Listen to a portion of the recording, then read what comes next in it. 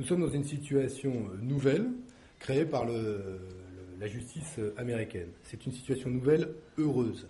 À partir de là, il y a un calendrier politique, il y a la réalité de la vie politique française. Dominique Strauss-Kahn souhaitera-t-il demain s'inscrire et de quelle manière dans ce calendrier? Nous n'en savons rien parce qu'il ne s'est pas exprimé publiquement.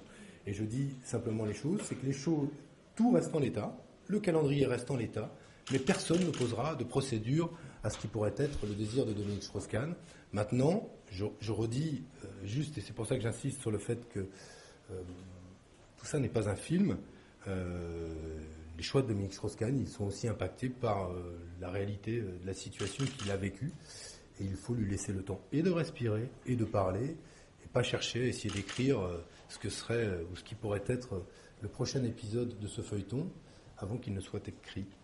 Si jamais demain, Dominique Strauss-Kahn, au-delà du 13 juillet, nous disait écoutez, ce qui ne paraît pas forcément être le plus probable, mais je souhaiterais m'inscrire dans ce calendrier-là, nous sommes en responsabilité, nous discuterions avec lui des conditions dans lesquelles il pourrait le faire.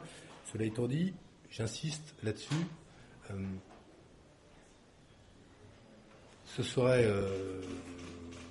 anticiper beaucoup sur ses intentions, sa propre parole, ne pas lui laisser le temps qui est aujourd'hui le temps nécessaire pour se remettre sur pied, que de penser que les choses vont évoluer en ce sens.